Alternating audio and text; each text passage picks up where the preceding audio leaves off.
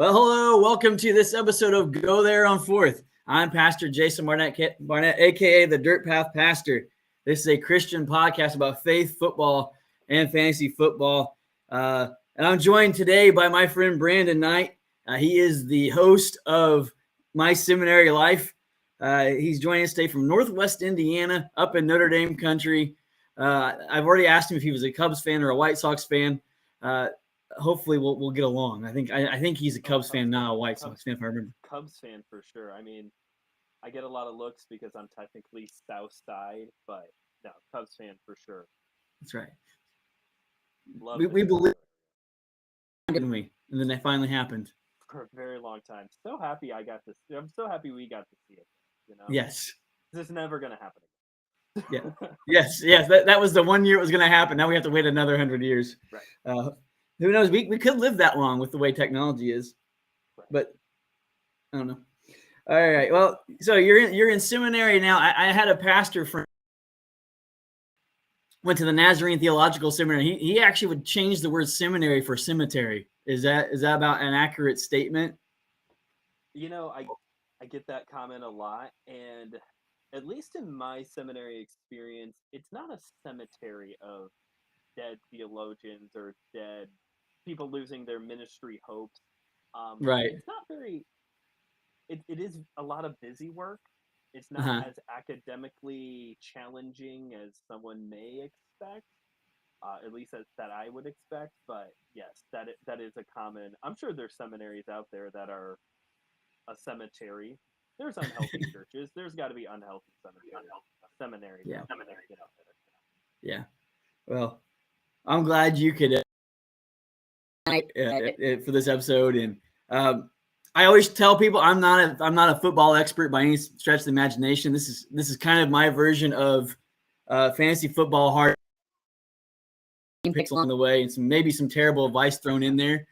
And I figured, you can help me. You can help. Oh yeah, people. Yeah. Well, we can help them out spiritually, but we can, maybe football wise is not the way they should come to us for. One great decision that you've already made is that intro theme song. That song is banging. That is a great intro. I'll thank GarageBand app for that. So shout out GarageBand. Yes. Well, all right.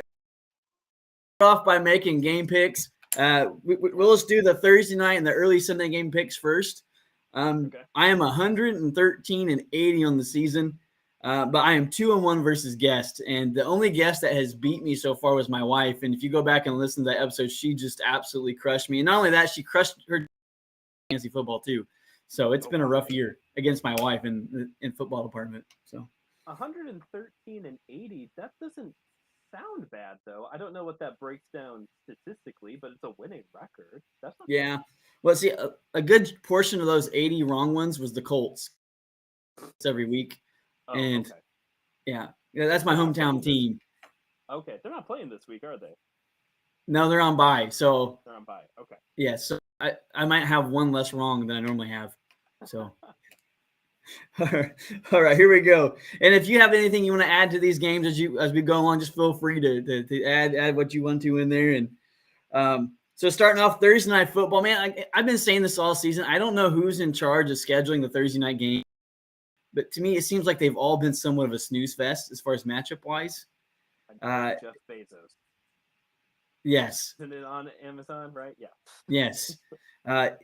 Yes, he's just sucking the life from us. Like, he's already got our pocketbooks, right, in our wallets. Right. But now he's stealing football from us too. And he's going to make us watch the Raiders and the Rams, two teams with no playoff hopes at this point. I mean, although the Raiders have won 3 in a row, but that's pretty good. Yeah. So Raiders versus Rams, I'm going the Raiders in this one. I think the Rams are just kind of skating until the end of the year at this point. So how about you? In the battle of teams that recently changed towns, I'm going to go with the Rams. I'm not going to say that I am a Rams fan, but ever since they moved, I have kept up with them a little bit more, and they've been, at least that first season were pretty good. I know this year's been a little rough, but I'm going to go Rams. Rams, all right. So we got a division right off the bat. Here we go. Here we go. All right, next up, we're moving into the early Sunday games. The Jets versus the Bills. This one would not surprise me to see an upset. The Jets have been playing really well this season. They're really well coached. I think Mike White is their answer at quarterback. But I don't want to put against the Bills and Josh Allen. I think it's going to be closer than what people think, but I'm going to go ahead and take the Bills in this one. So I'm also taking the Bills. The Bills are my defense for one of my teams, and they have come in clutch a lot this season. So just gonna keep backing. Yeah, are you worried at all about the news with Von Miller today? Oh, I missed that news. What? But Coach McDermott came out today and said Von Miller is out for the season with an ACL. Well, we'll see. Yeah. Now It didn't look like it impacted him too terribly bad last week. So in theory, they should be fine. Your defense should be fine. All right. Browns versus the Bengals. I'm going to pick the Bengals. I know Deshaun Watson's back, but I don't think it's going to help. I think it's too late for the Browns this season. So I'm going the Bengals. Plus, the Bengals are trying to make a push for the division at this point. And if you watch the game, what they did to the Chiefs last week, I think the Browns are in trouble. So, and as for me, because my in-laws are all from Ohio, they're all the Ohio State fans. I'm choosing the Bengals. I will not be cheering for the Cleveland Browns. Who is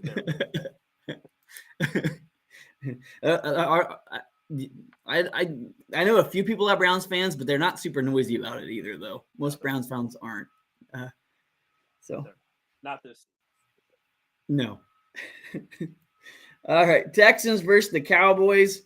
I mean, is this really a debate here? I think the Texans had decided to do whatever it takes to get the number one pick. So I'm going with the Cowboys, especially after what they did to my Colts last week. So agreed. I'm going to go Cowboys because do people pick the Texans? Like, maybe those Texans that live in Houston. Texans fans have to be like Cleveland fans, right? Right. Sorry, I think they're even more scarce, right? I've never met someone who likes the Texans. Yeah. Well, I will give the Texans fan credit. I don't know if you saw what happened in the game Sunday, but when the Browns, the Browns played in Houston, right? And with everything with Deshaun Watson, there was a clip. The Browns were backed up to their own end zone, and the fans were shouting at the top of their lungs, "No means no." As Watson was trying to get the play off. I missed that. That's pretty good. Yes. So that might poor stats. I mean, on top of 2 years of rust, but some of it was the rowdiness of the fans. And if I was a Houston fan, I would be letting him have it too. So good for them. Good for them. Yes. Get in their heads. Yeah. Vikings. The Vikings are 10-2 right now. They are probably going to win the NFC North. If I had to, Lions are hot right now, and I'm not sure they're a team that I want to play at any point in the season. They can drop 40 on you very easily, and the defense is finally starting to play a little bit better. I think this one's going to be a shootout. I don't think there's going to be a lot of defense in this one, but I'm gonna go on a limb. I'm gonna pick the Lions for this one. So this might be a bit of a bucking the trend for me, but I'm gonna go Vikings. I'm gonna go Vikings on this one. When I first got into football, this is gonna come up twice. When I first got into football, I did not like the Detroit Lions. This was back when I was in middle school, like 2008 or so. And there's something about the team back then. I just did not like I just did not like them. So I will usually pick against them. Gotcha. So it's kind of like what I do with the Colts, but the opposite, right? Yeah. It's just there's another team like that coming up. Okay. Listening for. All right. Jaguars versus the Titans. Titans in this one. The Jaguars team than they were a year ago. It helps when you have a coach that actually cares about your team and has NFL experience. That we see that it makes a big difference here. I'm picking the Titans, although I do find it curious that the Titans fired their GM when they're sitting in first place. I haven't read many reports on why they did that, but that's kind of weird. So right, that's when your GM has been around for a decade and they don't perform. The team has not performed the entire time. That's when you see those types of things, not when it's been really Yeah. good. Either way, I'm also going Titans. I would like to pick the Jaguars. I like professional wrestling, so AEW's owner Tony Khan also owns the Jacksonville Jaguars, but yeah, gonna go Titans. Alrighty. I didn't know that bit about the owner of the Jaguars and AEW. I grew up watching WWE, but I haven't watched for a while. Since I got married, my wife is not a wrestling fan, so I kind of had to pick and choose what I held on to. I get you. But so AEW kind of new to me. Okay, I was surprised when I was dating my wife. You know, when we first got together, I was talking about my brothers and I were gonna watch the Royal Rumble 2017, I think it was Royal Rumble. She was like, "Can I stick around and watch too?" Really? And so yeah, so she has a casual interest in it now, like how I have a casual interest in The Bachelor because that's her favorite show. But yes. Yes. But that's kind of when you knew she was a keeper, right? And right, yeah. That and we met online dating, Christian Mingle, and in her bio she made it very clear that she was a big Star Wars fan. So that was right off the bat. You want to hear something interesting? We hadn't talked about this, but I actually met my wife on Christian Mingle. What? Yes. It works. Yes. Well, actually, my wife and I, we joke that online dating actually doesn't work. You have to get married. But no, it does work. And so if you're a single out there trying to figure out, does this online dating thing work? It does work. And I don't know about, this is kind of off topic, but for me, the benefit of it was you actually have to talk and get to know the person first. Mm-hmm. And so by the time my wife and I actually, because I was in Indiana, my wife was working in Colorado, and person, we'd already talked about everything that you could possibly talk about. Nice. So that's good. Anyway, that's cool. So Christian Mingle is not a sponsor of this show, but we just gave them a really good plug. Yeah. So go check them out. It works. All right. Next up, we have the Eagles versus the Giants. Last week I got myself in trouble. I got a pick wrong because I thought the Eagles, and mainly because what was it? One of the game they lost was at San Francisco, if I'm right. I remember right. And San Francisco just bullied them. Like, I remember that fourth quarter, the Eagles front, but it didn't matter whether it was offense or defense, they just looked gassed and done. And then they played the Colts the next week. And let's be honest, the Colts should have beat them. They were a play here or there away from actually putting that one away. But we won't. That's another discussion for another time about why the Colts are terrible. But then the Eagles came out last week. Thought they were going to have trouble again because, again, it was another matchup, but it's going to be physical. And it was against the Commanders, if I'm right. Remember right. And they just out-muscled the Commanders. Me wrong. So maybe there is that bit of grit and toughness to them, and they're going to need that to beat the Giants. But I think they have it. I think they'll be able to beat the Giants in this one. Agreed. I'm going Eagles as well. Awesome. All right. This one, if you're a football fan at all, this one brings back memories. At least for me, it does. The Ravens versus the Steelers. I mean, this is one of the all-time great NFL rivalries. These are two teams that absolutely hate each other. It's going to be smash mouth, and maybe this year not as much as some because the Ravens are on their backup quarterback, the Steelers are on a rookie quarterback. Although the Steelers are playing better, which is why I'm going to go with the Steelers. I feel like the Steelers are kind of starting to put it together. Mike Tomlin has never had a losing season, and I think we're starting to see why. He may not get back to a winning record this season. This might be his first, but I don't think he's going to come up too far short. So, okay. Yeah, I'm real bummed about the quarterback situation with the Ravens because Lamar Jackson was carrying one of my teams. Oh no! Yeah, but I'm still gonna go Ravens. Even though they're down Lamar Jackson, I think they're down like their star running back too from early this season. I'm gonna go Ravens. My wife's team, so we're gonna try. Yes, that works out. All right, well that's our early game picks, and like I said in the opener, this podcast is a Christian podcast. It's about faith football and fantasy football. We talked about football. For the faith aspect, I like to do a little devotional to share with folks, and Brandon, I've asked you to kind of share a short devotional with us today, and uh, Yeah, just share with us what the Lord's laid on your heart or what you've been thinking. sure. Take it away. Well, I want to start off by asking you a question. It's an important Christmas question. When is it appropriate to start listening to Christmas music, in your opinion? Oh, after Easter. I'm not After after. I'm Easter. saying not after Easter. After Thanksgiving. After Wow, you Thanksgiving. start early. I start really early. No, it's been a long day. But no, after Thanksgiving is typically what I start. Okay, Okay. now we can listen to Christmas music. Now we can watch the Christmas movies. Okay. Now we can put the tree up.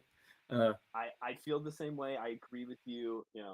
Black Friday, if not by Monday, for sure. yeah. I've got music. I've watched a movie. The tree is at least up. My wife, she would probably prefer the moment we finish our Halloween movie on October 31st to go ahead and start Mariah Carey. But Uh-huh. I've been able to talk her into at least waiting to decorate until after Thanksgiving. She starts the Christmas music early. The reason why I bring up Christmas music though is because my wife and I were reading a devotional book together. It's Hosanna in Excelsis. This is a Christmas Advent devotional book, and it's pretty cool. It's from Moody Publishers. So if you like Christmas hymns, if you're a fan of Christmas hymns or just like reading, I recommend it. Each day has a different hymn. It Hmm. focuses on a different hymn. You get a little history lesson on the author of the hymn, and a little devotional as well, inspired by the hymn. So it's got all of your favorites: O Come, Emmanuel," "Hark the Herald Angels Sing," "Go Tell It on the Mountain." But it's also got some songs that, at least to us, are deep cuts. Jason, do you know any of these? Let's see here. "The Hands That First Held Mary's Child." You ever sing that I one? don't know. I've heard a lot of Christmas music through the years. That one I'm not familiar with. When shepherds lately knelt. How about that one? You know that one? I'm not. I don't know that one either. There, it's really good because you get a real in-depth look at Christmas music, Christmas hymns, and one that stuck with me recently as we've been reading this is "Let All Mortal Flesh Keep Silent." So this Ooh. was from the other day. We read this one. I can't remember. Let me just flip back here real quick. This is old. This is like the lyrics to this song goes back as far as AD 60. So Paul is writing Romans when this song is written, just to give a little bit Wow. of context. Yeah, that's how old this one is. And it's an interesting Christmas hymn because it focuses on the importance of silence as a form of worship, that we can worship the risen Savior in silence. Mm-hmm. It cites two verses. The first one is Habakkuk 2:20, which talks about how God is in heaven, and so we need to be silent. And the other one is Ecclesiastes 5:1 and 2, which is actually one of my favorite passages in Scripture. It talks about how when you go to the house of the Lord, it's better to be quiet and listen rather than bringing the sacrifice of fools, and that when you pray, you should not be rash with your words. And all of this idea of being of embracing silence this time of the year is very refreshing because this time of the year can be very overstimulating. All the houses have lights on the inside or on the outside. There's decorated trees with presents and pretty wrapping paper, stockings hung by the fire, the music, the movies, the smells coming from the kitchen. Like, it can be overstimulating. And I think we can get into this idea of like, that's how we worship God. That's the only way that we're to worship God is by making a joyful noise, as the Bible Mm-hmm. talks about. But this is a reminder that in all of the noise, it is important and refreshing to take time to sit in silence, be reflective on the birth of Jesus. You brought up Easter, and now I'm saying risen Jesus on the birth of Jesus. So yeah, that would be my encouragement for everyone listening. We're a week into this to December now, so I'm sure by now everybody's into the swing of things with the music and the movies and all that. Take some time in your prayer life. Take some time in your devotions and your quiet time with God to literally just be quiet. Turn off the Mm-hmm. music. put down the book, and sit and reflect. Reflect on the reality of God incarnate. Reflect on, you know, the the humility that Christ took on to be born among us. So that's what I have for you all today. Is there anything you want to add to that? You're the pastor in the conversation. Yeah, well, no, I love that because again, there's so much noise that happens during this time of year. There's so much, and you brought up a good point in our services that our services nowadays are pretty loud too. Yeah. Occasionally, one of the things I will do during our pastoral prayer time is, pastoral prayers. Typically, your pastor's up there and he's praying, right? That's what we're paid to do, other than preach. But a couple things what I've done this a few times where I'll just say, you know what, we're just going to sit here and be quiet and we're going to listen. And it's awkward, like, because I'll sit there and we'll just be quiet for 2, maybe 3 minutes, and nobody says anything. And if there's kids in the sanctuary, of course, you might hear a little sniffle or occasionally, but just sitting in that silence. And actually, we're such a people that's used to noise and chaos, that trying to sit still even for 2 or 3 minutes is just awkward for us. And but there's something powerful about it. God's able to speak to us through that silence, or help it, just being able to breathe for a minute and soak that in. So I think that's one of the songs I often make fun of during Christmas time. I love picking on the traditional Christmas songs. I'm sure for your studies, you've learned this, that there's anywhere from 3 to 25 kings. We don't really know, and they don't later. Yes. But my other favorite is Silent Night, because let's be honest, it wasn't silent, right? Joseph is traveling because the government told him to. So if he's like us, he's grumbling the whole way. He gets there, and there's no room for them in the inn. So he's not quiet then. Mary's either traveling by foot or on a donkey, so she's not quiet, and she's probably contracting, so she's not going to be quiet. And then they end up in what's essentially a barn. Right. But I think the silence in Silent Night, even though as much as I make fun of it, is there's this awe of what God did, and that's what it calls for silence, if that makes sense. So that I would agree with. My son was born 7 months ago, and he did not cry upon his arrival. And if you've never, I could see your face. If you have never had that experience, that is a red flag. And we got to see our son for about 10 seconds, and then they rushed him off to NICU to make sure everything was okay. Everything was okay. Everything was okay. But it was startling. It's actually this idea that Jesus didn't cry when he showed up. That's actually would have been a bad sign. Yes. More than likely, he would have been making noise. But I agree with you that a better way to understand Silent Night is that reverent awe of what has now occurred with Christ among us.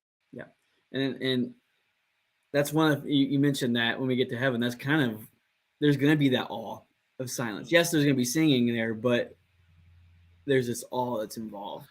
So, I appreciate you sharing with us, Brandon. Your podcast. Why don't you tell us a little bit about it, real quick? If those that enjoyed your devotional there, maybe they'll want a little bit more about sharing what you're learning and what your podcast is about. So, so My Seminary Life is, each episode I talk about what I'm studying in seminary as I finish up my master's. So basically, every 8 weeks or so, you're getting a different topic. So it's pretty fast paced, but I've covered everything from systematic theology to preaching to currently the episodes that are coming out right now are on intercultural ministry, the importance of studying other cultures and understanding that sometimes scripture confronts culture and calls for it to be changed, and then sometimes cultures just apply scripture differently because that's the environment they're in. So I like to make sure people understand, though, that this is not like an intellectual podcast, because some people think that seminary is like this intellectual, spiritually dead environment. But that the reason why I started this show is because I want to take these conversations that are behind the giant paywall of tuition and bring it to everybody, Mm-hmm. because there's a I believe that the average Christian can study and learn more than they really think they can. And Yeah, so to bring this at a level for everybody to understand is why I started the show. So it's on that's all the awesome. platforms: Apple Podcasts, Google Podcasts, Amazon Music, wherever. Facebook and Instagram at My Seminary Life Pod. I would love for you to come check it out. Give the show a like and follow. Yeah, that's a little bit about the show.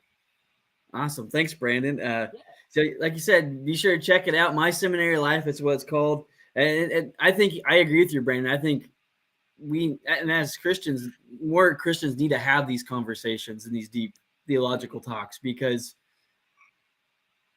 well, you said it's not always super deep necessarily, but uh, so much we live in a society where we just consume what is given to us, but that's not really what our faith is about. Our faith is about getting together, sitting down, and wrestling, not just with the text, Yeah, but sharing with one another because experience helps shape our understanding. Sometimes your experience will maybe something different to perspective to what I'm wrestling with and help me to gain a better, deeper understanding. So, yeah. And there's times, a lot of this is like me trying to internalize and what I'm studying to decide if I believe it myself mm-hmm. even. And Mm-hmm. there's been plenty of times where I had a whole class on administration, so that was interesting. Um, and there's been plenty of times where I've had to sit back and say, I don't know if this is really all that important. Like, Right. I think there's other things that are of higher value. I don't think, so for those who, there are plenty of people who are anti seminary. If you're an anti seminary person, there's episodes even in there for you when I'm willing to call it out and say, yeah, this is not being helpful, right? Yeah. And I think you're taking a good approach because um,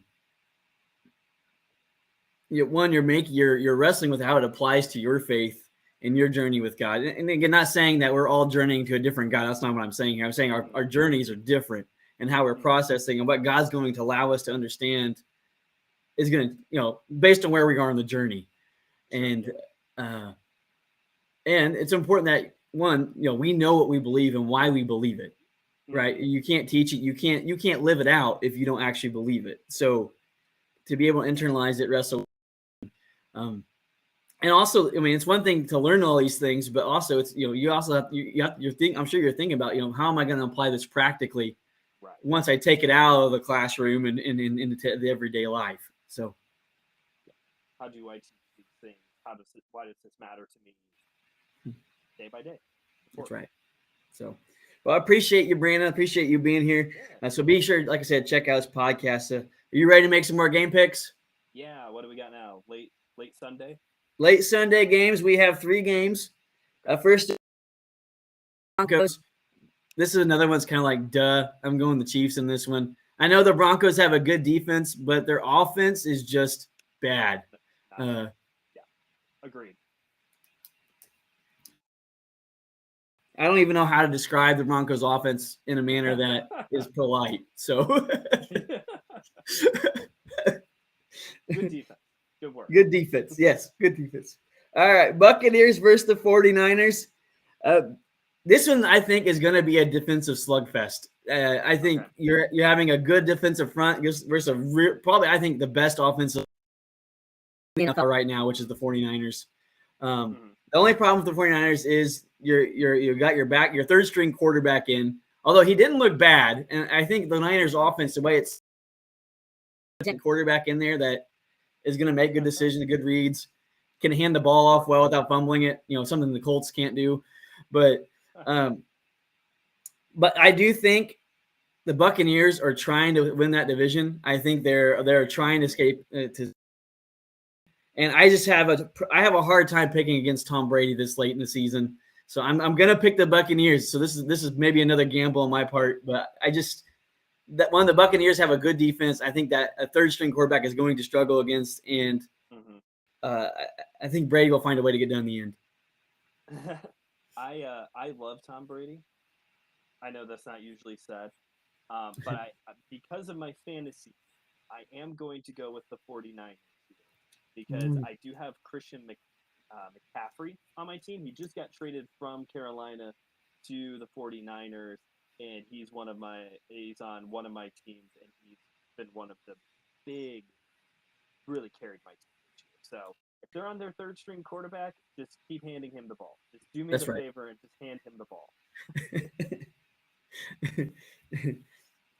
Well, really, they're down. I think outside McCaffrey, Mitchell's gone. So yeah, you're dealing with third and fourth string guys as his backup. So they have to give the ball to someone.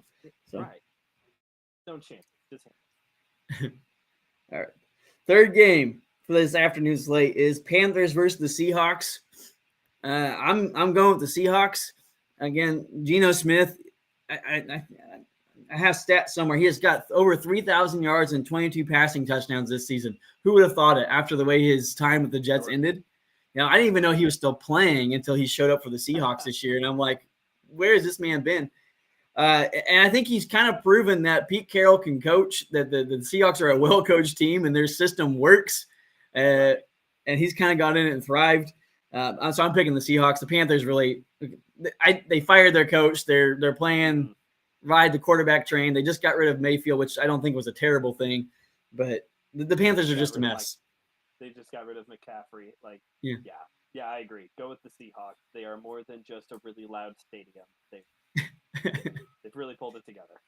That's right. They're looking really good this year. So they may. I'm again with my Colts not being in the playoffs. I'm starting to think about whose bandwagon am I going to hop on for the playoffs. Okay. And they may be it, but we'll see. Okay. So, all right. This next section, Brandon's called My Team Struggle. This is kind of the fantasy football hard knocks I've been journeying through this podcast season of where my team is at.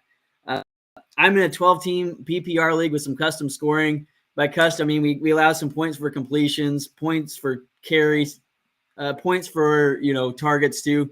My reasoning for that was it was a 12-team league, and you know how 12-team leagues get this time of the year, especially your free agency's a ghost town. So to kind of encourage people to keep playing and to kind of give you some alternative scoring, I kind of boosted the ability to score. So that's a good idea. I like that. Yeah. So my team is 5-8. I'm fighting for a playoff spot. Out of our 12 teams, 7 make the playoffs, and I'm really fighting to get number 7, but there's a slim chance I can make number 6. So right.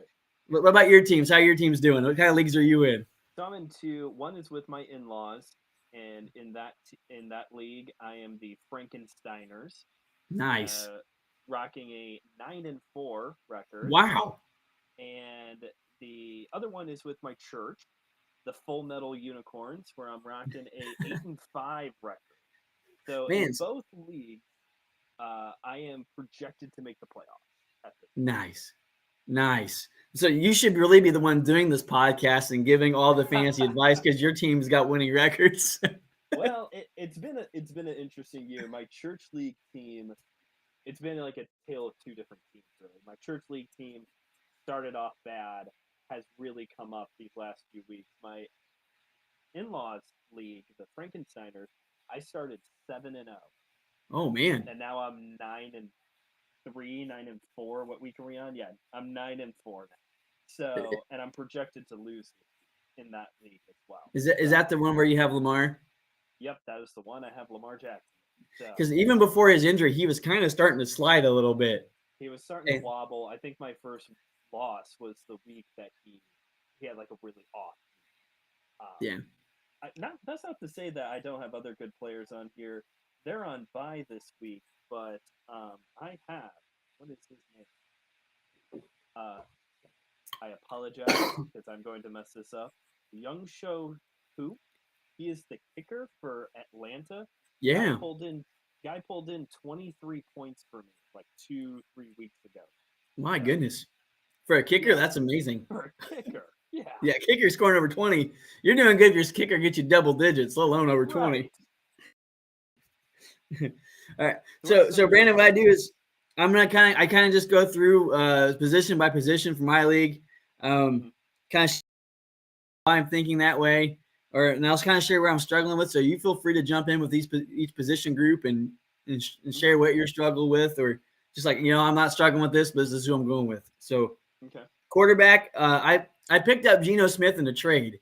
So I started off the year with Russell Wilson, and then I can't remember who my other back was, Justin Fields. And I ended up trading my another person didn't get a quarterback. Well, they didn't get a good quarterback, so I traded off, picked up a receiver, and then I was kind of playing the quarterback carousel with Derek Carr, and he just kept breaking my heart. So finally, I picked up Geno Smith, and that's been the big thing for me. And what I've loved about Geno is he's only had 2 games this season where he didn't have a touchdown pass, and every other game he's had at least 2. Nice. So that's my quarterback week. My church league team, I feel more confident in Patrick Mahomes. Oh yeah, my starting quarterback over there.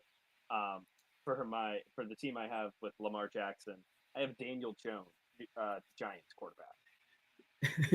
Well, hopefully. He's literally. This is gonna sound bad. He is the white version of Lamar Jackson. Yeah, kind of. So he can throw it a little bit. He just can't quite swing it as well as Lamar. That's true. Lamar's on the next level. Yes. So you can be stuck with worse, I suppose. For a fill-in. Briefly, I can't remember who I had, but yeah, I had someone earlier this season like this is not.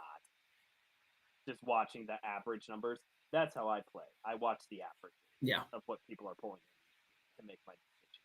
Yeah. I was like, this guy's got to go. Running back 1, I have Austin Eckler. He's going against the Dolphins this week. I actually think this is a good matchup. The Dolphins, I think, are ranked 12th against running backs, but that doesn't scare me. I think teams have been able to run the ball against the Dolphins. And Eckler, he just gets some. Again, I'm in a PPR league, so he gets enough volume in the passing game where, to me, he's an automatic start. So there you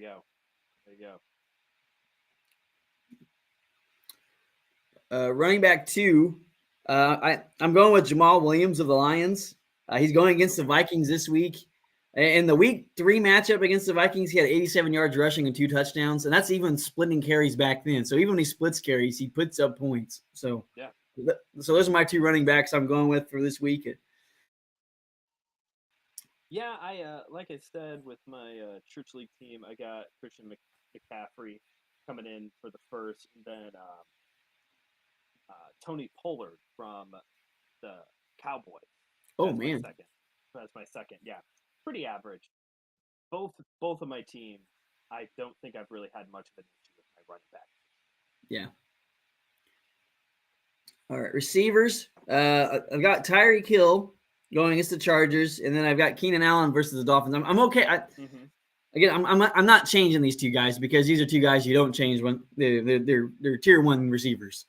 I am a little concerned for Tyreek Hill this week just because the Chargers defense.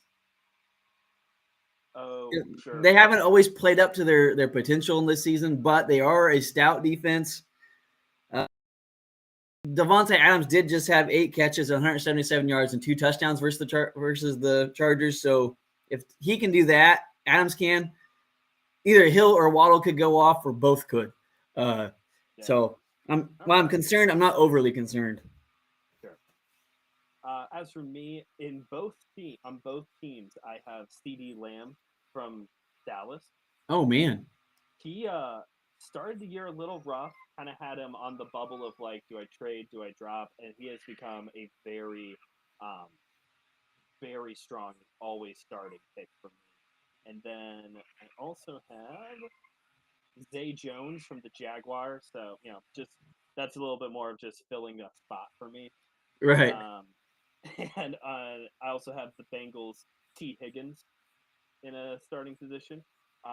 Honestly, I think the receivers has been my weakest point this year of just constant turnover of injured reserve, out for the year. So other than CeeDee Lamb, it's been a bit of a circus. Well, I think the receiving unit as a whole this year for fantasy football, there's not as many guys that have been consistent that we normally see. Like the consistency just hasn't been there. Yeah, I would agree. I agree with that. I think partially it's because I think maybe the defenses in the NFL have finally caught up to where the offenses are. For a while, pulled ahead, but I think the defenses have finally kind of figured him out a little bit. Yeah, you have less of these 5 defenses are really good. Everyone has a pretty, at least averagely good defense now, Yeah. All right. Tight end. Now, tight end, I don't know about for you, but in our league, tight end is a scarce position to find unless you have, what is it, Andrews or Kelsey or somebody like that. You're pretty much hosed. But I got Dalton Schultz from the Cowboys. He's been kind of hit or miss. Okay. But he's going against the Texans, so there is the potential there because the Texans don't care anymore. But at the same time, too, the Texans have been able to stop opposing tight ends. But does that really? There's just nobody in free agency, so I'm just gonna roll with it. I got lucky this year at tight ends because you're right. Sometimes with tight ends, you get in this situation where it's like 4. Well, I don't know how your scoring works, but it's like 6 points, 7 points. I've got in one team I have Tyler Higbee from the Rams. Oh man, he's been really consistent this year, pulling in double digits most games. And then on my other league, I have Mark Andrews from the Ravens. So again, we'll see how that gets affected with Lamar Jackson not being quarterback this week. But again, pretty standard like double digit scores with that. Yeah. All right, my flex. Again, the way my league's set up, your flex almost has to be a you can put a receiver in, but because receiver or running backs tend to get double duty with carry, you're better off with the running back here. But I'm fortunate that I have James Conner, and he's finally starting to come alive, and he's going to the Patriots this week. Now, I am concerned the Patriots are 5th against opposing running backs, but Conner gets, again, kind of like Eckler, he gets used in the passing game and the running game, and his backups really are no threat to him. Okay. And they just come in the game to give him a breather for every now and then. So while I am concerned about who they're facing, I do think I'm just going to stick. Okay. Who else you're going to find a running back this year? Sure. As for my league, we don't have that completion point system factored in either league, which would make a big difference, I think. Yeah, so absolutely. I do have receivers starting in both of my flex. I got Tyler Lockett from the Seahawks, the receiver from the Seahawks, and I have to keep going back and forth. AJ Brown from the Eagles. Oh man. Eagles. Yeah. Again, both guys who are just average double-digit scorers. Just kind of whatever works. For me, with the flex, it's like, which one of you is pulling in the most points? Okay, you get that spot. Right, absolutely. We can also do tight ends. I don't know if you can do that. We can do tight ends, receivers, or running backs. I don't know why you would put a tight end. But yeah, if there was another, I mean, you could probably almost drop. If tight ends were deeper, you could move Andrews or like a Kelsey to the flex and then pick up somebody else because those guys score enough usually to take a place of some receivers. But even then, your receivers are studs. I bet you had a good week last week out of Brown against the Titans. Yes. Yeah. I can't remember what the exact score was, but yeah, or what he brought in. But yeah, that was good. All right. My defense, I was kind of on the fence this week because I have the Buccaneers defense going against the 49ers. Again, I've watched the 49ers offensive line just maul people up front. But then at the same time, the Buccaneers do have a solid defensive front. Although I think they lost to the Cowboys earlier this year. Yeah. And the Cowboys were able to beat them running the ball, if I remember right. So there is a bit of concern about was that the early season. We don't play the preseason games anymore. So this first week is a preseason game, really, or is that a standard? We'll see. But I think I am going to stick with the Buccaneers. I kind of looked to see what was out there. I didn't really like any of them. I'm a believer in streaming defenses unless you can get one of those top 5 ones that are going to get just turnover machines. But I think what's holding me to the Buccaneers is the fact that the 49ers are starting their third-string quarterback. So I'm hoping that the speed of the game will kind of get to him this week with a team that actually has time to prepare for him. And that might lead to some sacks and some turnovers. It could easily backfire, though. But that's kind of where I'm going this week. I think that's a good decision, though. Got a third-string quarterback in there. You could be picking him off all day. Yeah. As for me, I got the Bills defense, which has been a solid pick for me. In my family league, I have no idea how many defenses I have gone through this season. And I had the Steelers right up front, which that first week was great. My Steelers defense brought in 25 points. Oh, And yeah. like 2 weeks later, they lost. Like it was just not very consistent. I've got the Cardinals in this week. Oh, I think that's a good pick. Yeah, I actually have two right now because I also have New England. So Ooh. I'm going with the Cardinals. They're projected ever so high, ever so slightly more. So just to get the predictability more on my side, I'm gonna go Cardinals. Yeah. Well, I would definitely trust the Cardinals more than because those in a minute, but it's the Cardinals and the Patriots are playing this week. And Yeah. in that matchup, I would trust the Cardinals over the Patriots offense all week. And I don't trust the Patriots defense enough against the Cardinals to. No. So Patriots have never really had like it's always been the offense when it comes to yeah, defense is okay. they do just enough to keep them in the game. Yes.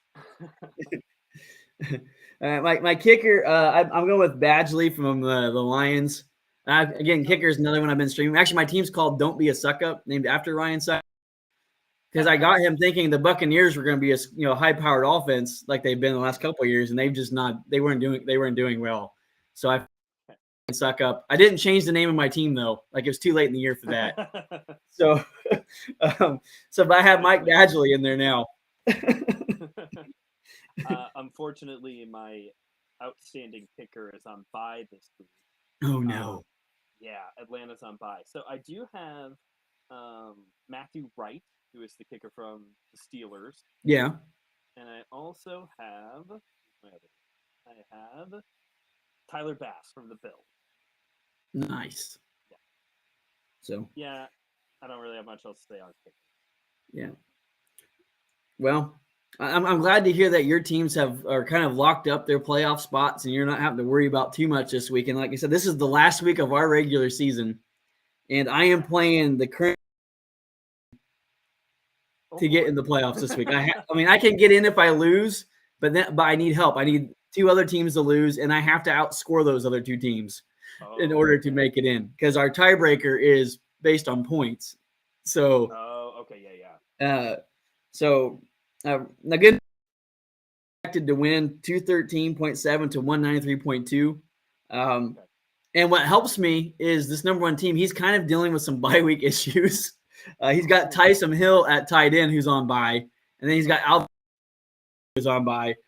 But the bad news is he has Josh Allen. So yeah, so I'm a Jets fan this week. It sounds like you caught him on a good week, though. This might be your best week with all the bye. Yes. So if I can just squeak in the playoffs, I probably won't win in the playoffs, but if I can just squeak by and get in, I'll be happy. So there you go. Just a couple more game picks here, Brandon. Prime time games. We have the Dolphins versus the Chargers. I'm picking the Dolphins. I almost said Chargers. I'm picking the Dolphins in this one. I love Coach McDaniel for the Dolphins. I just think I love his press conferences. I love his demeanor. You can tell his players love him. I think it was Chubb that was traded to the Dolphins from the Broncos earlier this season. He had never met Coach. When he called to let him know he was coming, you could hear the excitement in Chubb's voice to go play for this team. So, again, the Dolphins is another one of those teams that I could end up on the bad bandwagon for in the playoffs. Okay. But I'm picking the Dolphins in this. I think they're the better team. Chargers are just way underperforming. So. Remember how I said there was another team I had a rational dislike for? Uh-huh. That would be the Chargers. So I'm going for the Dolphins. When I got into football is when like Tom Brady was tearing it up in New England back in like 2008, 2010. And Phillip Rivers was the quarterback of the Chargers, and he really tried to position himself as like the next best thing, and he was not, but he definitely carried himself like he was. Yes. Well, it's funny you say that because I had the same dislike for the Chargers for the same reason. Believe it or not, I liked LT. I liked some of the other players they had, but But Phillip Rivers, I was just like, there's just something about Phillip Rivers. Like he just has that attitude, that persona where you're like, I don't think I could get along with. Yes. Yeah, I can't cheer for him. Although I had to for a year when he played for the Colts, but I forgot that was my Colts blue outran my dislike for Phillip Rivers. But well, last matchup, Patriots versus the Cardinals. I was just talking about how I didn't trust the Patriots offense against the Cardinals defense. Although to me, it's Bill Belichick in December against the Cardinals, who Kyler Murray probably should just go play baseball or something because he obviously doesn't care enough about football to keep playing. So I'm picking the Patriots in this. Nice if I get it wrong, but I think the Patriots are going to find a way to get this one done on the road. Yeah, the colder it gets, the better Belichick gets. But for the sake of my defense, I'm going to go with the Cardinals. Yeah, you can't pick against your fantasy defense. You can't do it. Right. Then you find yourself asking the question of why did I pick this defense if I don't think they're going to win? Right. Like, if you can cheer against other players on other teams, your receiver can still get, catch a touchdown, but you can't. Your defense can't let another team score a bunch of points. Well, Brandon, I really appreciate you coming on the podcast for this episode. It's been a lot of fun chatting with you. It's been a lot of fun talking football with you and talking Silent Night and the silence and things like that. Is there anything else you'd like to add as we wrap up this episode? No, just again, if you would like to check out my show, it's on all the major platforms. There is no video version, so don't go looking on YouTube, but Spotify, Apple Podcasts, it's all there. Or follow the show on Facebook and Instagram at MY Seminary Life Pod. And thanks again for having me. This was a lot of fun. Yeah, thank you for being on. I appreciate it. If you enjoyed this podcast is called the Dirt Path Sermon Podcast. It's my weekly sermon converted to podcast form. And you can follow me on TikTok. I'm the Dirt Path Pastor on there. I do daily devotional videos, so be sure to check that out. And until then, happy football and fantasy football. See you again on Tuesday as we run this back.